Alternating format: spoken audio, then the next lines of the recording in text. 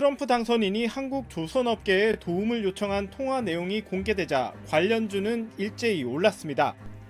갑자기 바뀐 프랑스의 태도에 전 세계가 깜짝 놀랐습니다. 과거부터 한국 무기 사지 말라고 하고 다니던 프랑스의 대통령 마크롱이 갑자기 태도를 돌변, 이젠 한국에 오겠다고 선언했는데요.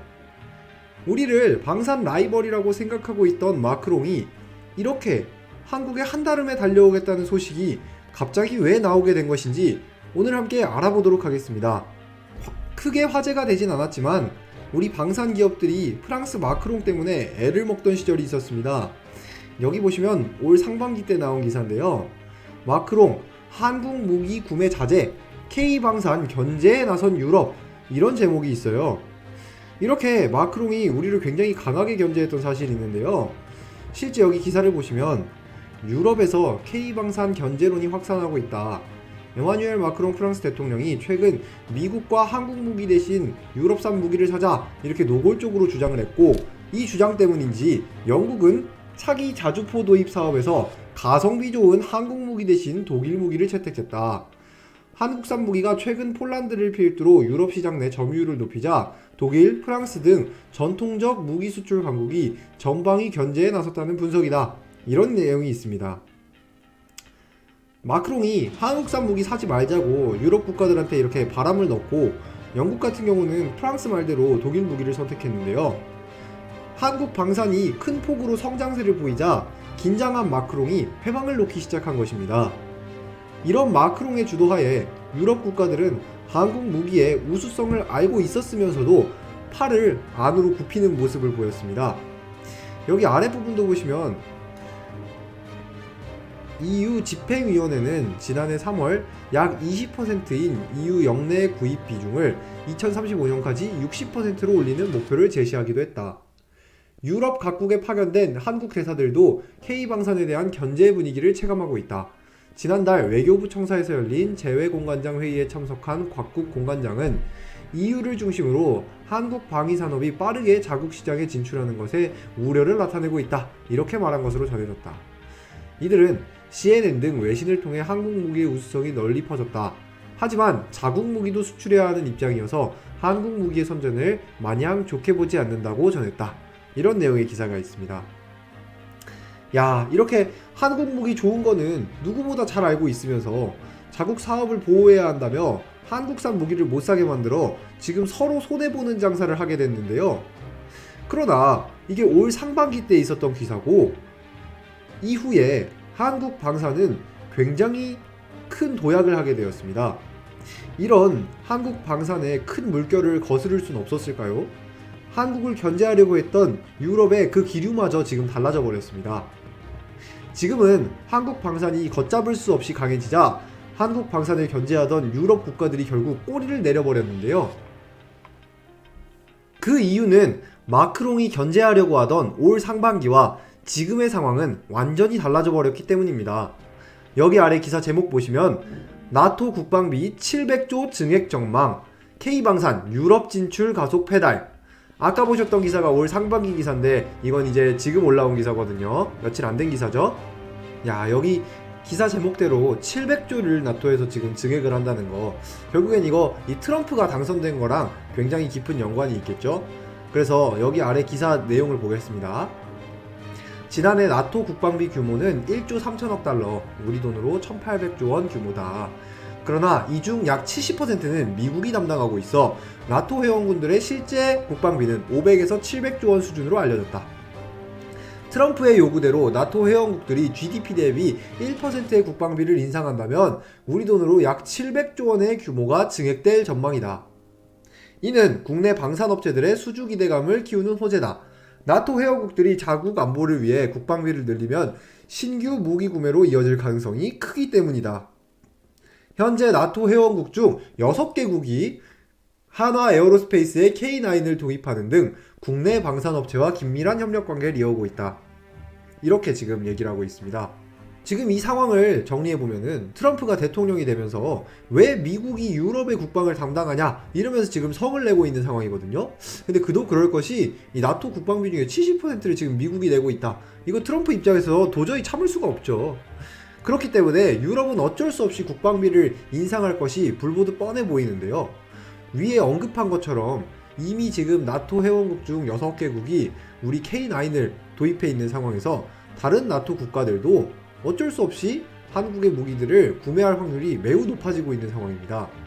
그래서 마크롱이 올 상반기 때 얘기했던 한국 방산 경제는 사실 지금은 무용지물로 보이는 상황인데요. 그래서 이 아랫부분도 이제 보시면은 올해 상반기까지 유럽의 무기 카르텔들이 한국 방산을 견제하려고 했던 이야기를 언급하고 있습니다. 여기 보시면 유럽 내에 일고 있는 K방산에 대한 견제는 극복해야 할 과제로 꼽힌다.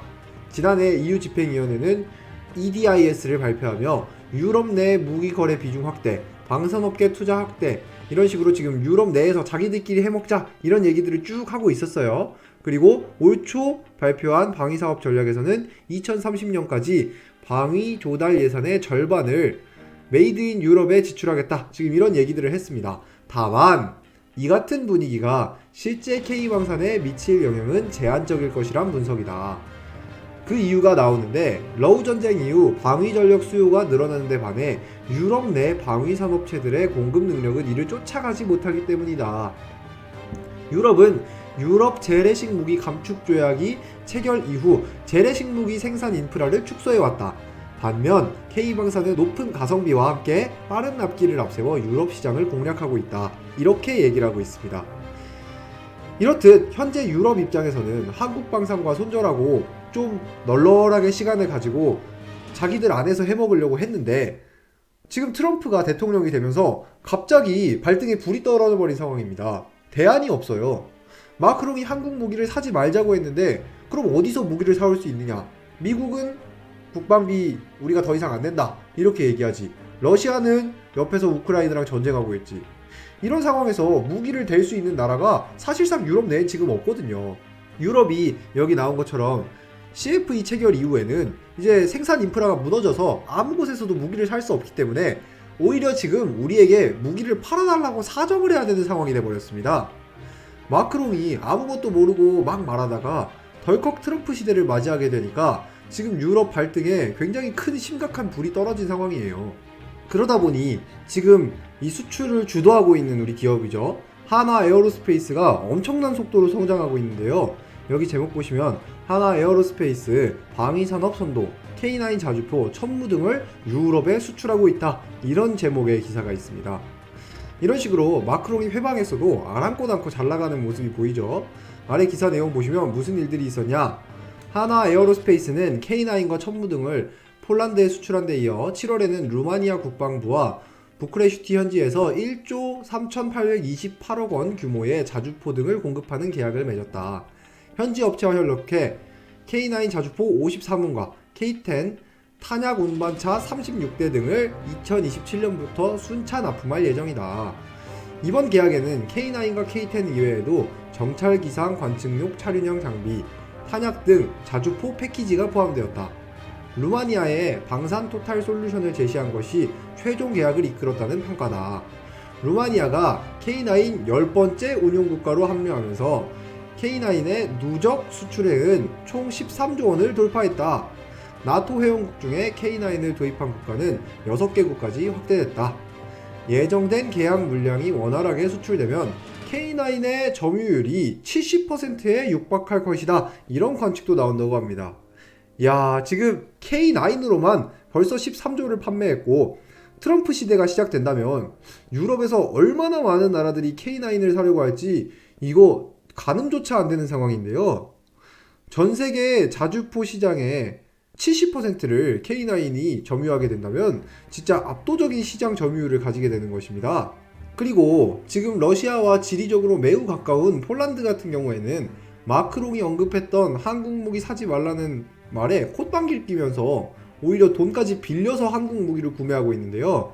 여기 제목 보시면 결국 유럽은행에서 돈 빌려 K9 천무 사는 폴란드, 지금 이런 기사가 있습니다. 제 아무리 프랑스가 유럽에서 골목대장 역할을 하고 뭐 그런다 해도 지금 당장 눈앞에 위기가 닥친 폴란드가 프랑스 말을 들을 리가 없고 당장 한국 무기 내놔라, 지금 이런 상황까지 온 겁니다.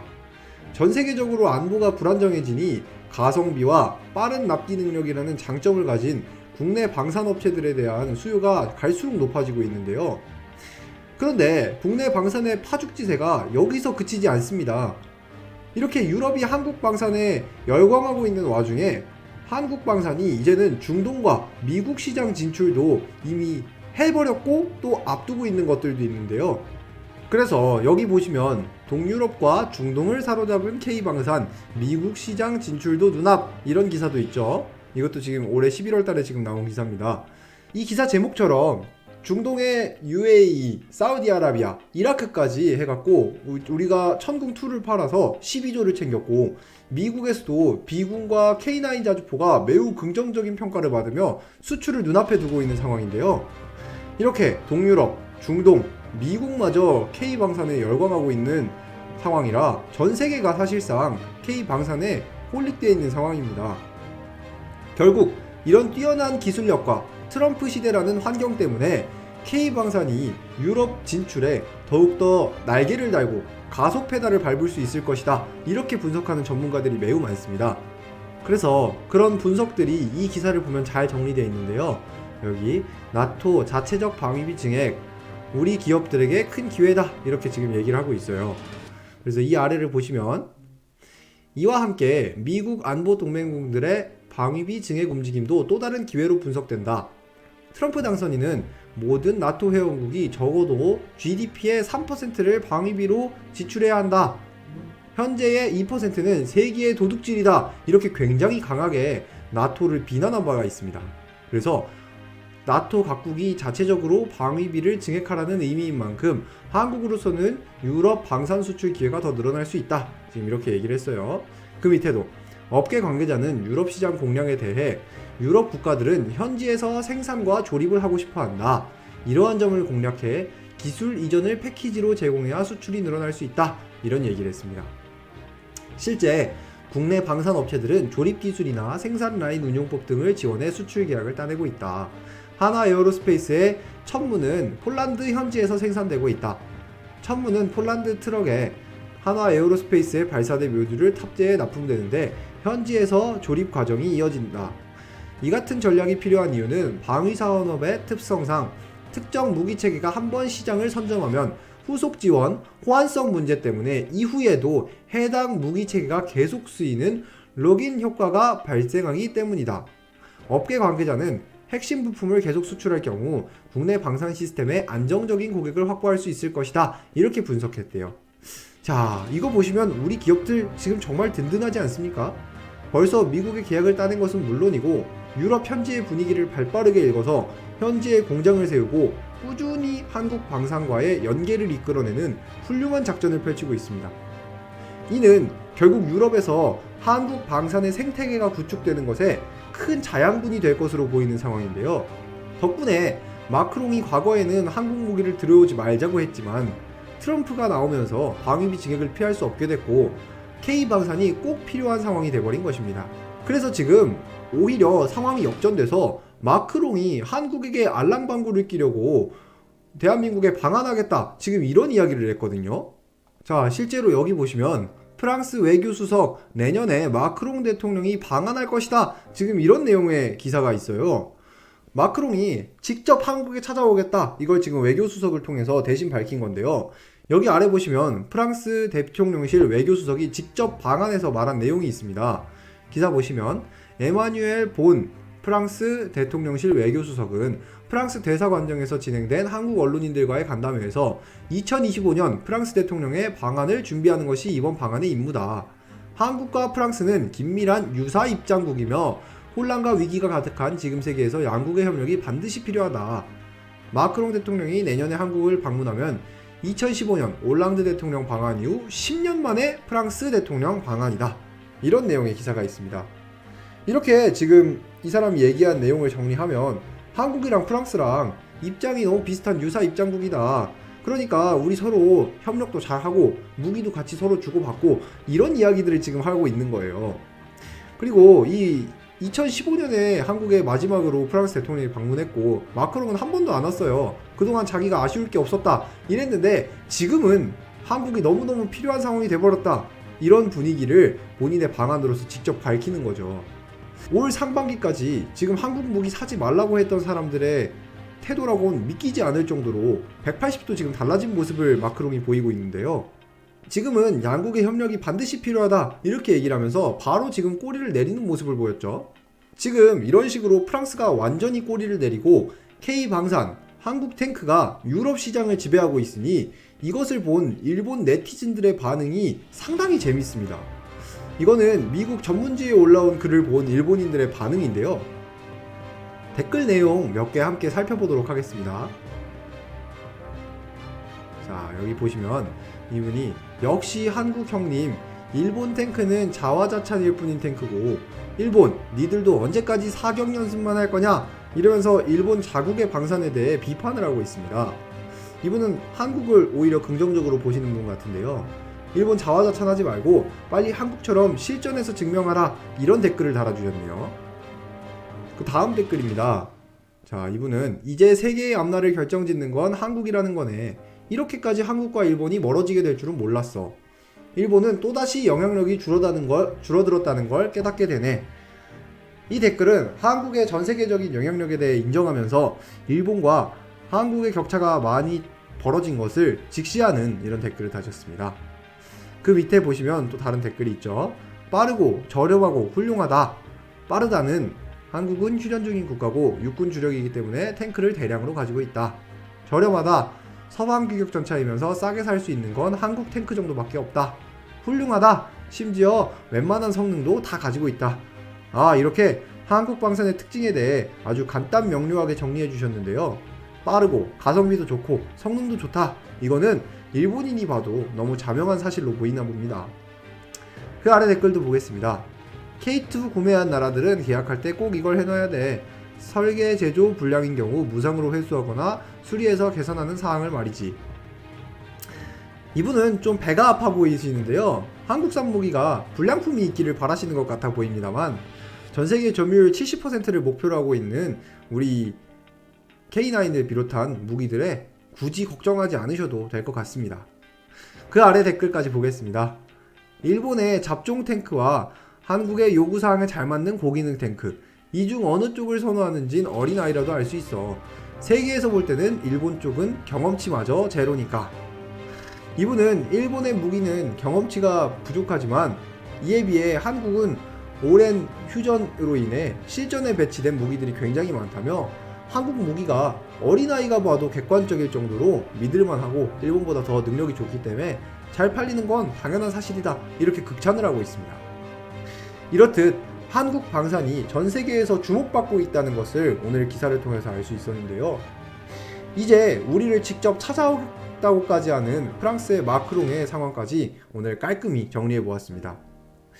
여러분들이 보시기에는 한국이 마크롱이 방한한 다음에 이 내미는 화해의 손을 잡아야 한다고 보시나요?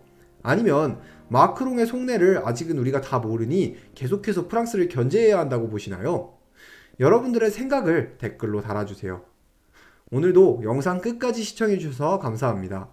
다음번에는 더욱 재밌고 유익한 영상으로 돌아오도록 하겠습니다. 지금까지 탄탄 세계읽기였습니다. 감사합니다.